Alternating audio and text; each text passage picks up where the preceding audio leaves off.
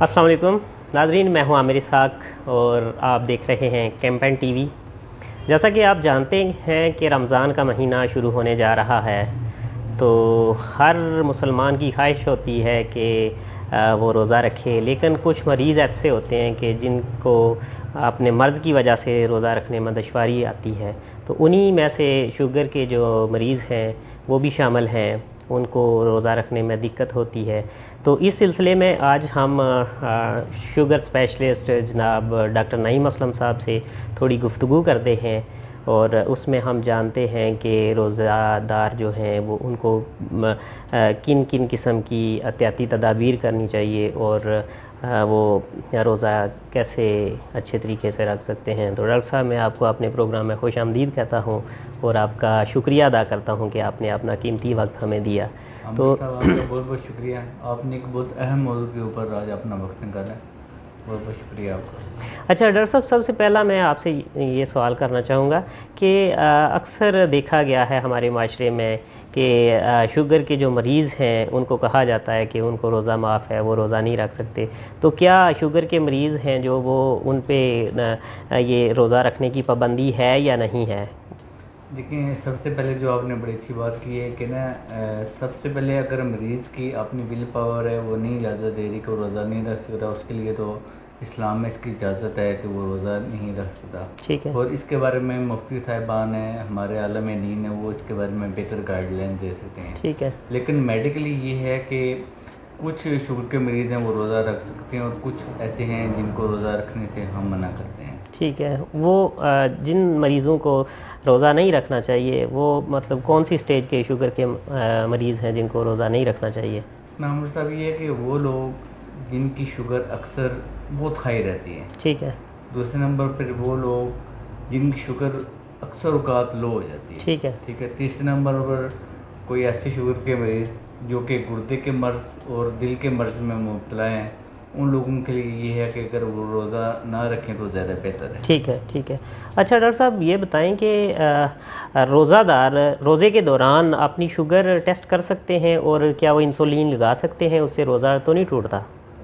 یہ لوگوں کے درمیان غلط کنسیپٹ پایا جاتا ہے کہ روزہ دار ہے وہ روزے کے دوران اپنی شوگر بھی چیک کر سکتا ہے اور انسولین بھی لگا سکتا ہے۔ ٹھیک ہے۔ اور اس میں یہ ہے کہ اگر شوگر چیک کرے مختلف اوقات میں، اگر اس کی شوگر 70 سے کم ہو اور 300 سے زیادہ ہو، اور وہ اپنی طبیعت میں کوئی بے چینی یا ناسازگی محسوس کر رہا ہو، اس کو چاہیے کہ اپنا روزہ اسی وقت افطار کر دینا چاہیے۔ ٹھیک ہے۔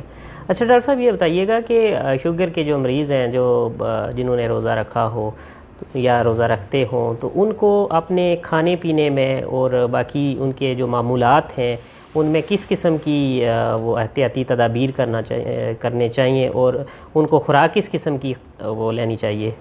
دیکھیں، روزہ جو شوگر کے مریض ہوتے ہیں اس میں جو فرسٹ ہم ہر مریض کو بولتے ہیں کہ وہ فزیکل ایکٹیویٹی ہے کہ جو وہ واقعی کرے۔ ٹھیک ہے۔ تو اس کا جو نعم الفضل ہے، وہ ہم جو نماز تراویح ادا کرتے ہیں، وہ ایک سمجھے کہ اس کی ایک طرح کی ورزش بھی ہو جاتی ہے۔ ٹھیک ہے۔ ٹھیک ہے۔ دوسرے نمبر پر خوراک کے بارے میں جو آپ کہہ رہے ہیں، سب سے جو ضروری بات ہے وہ شوگر کے مریضوں کو یہ چاہیے کہ افطاری سے لے کے سحری تک پانی کی مناسب مقدار استعمال کریں۔ ٹھیک ہے۔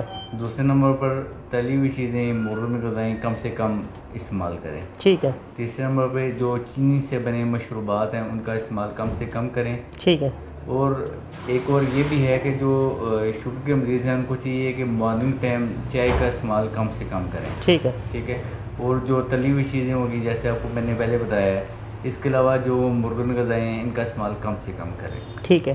اچھا ڈاکٹر صاحب، اگر روزے کے دوران کسی مریض کی طبیعت زیادہ ناساز ہوتی ہے تو اس کو کیا کرنا چاہیے؟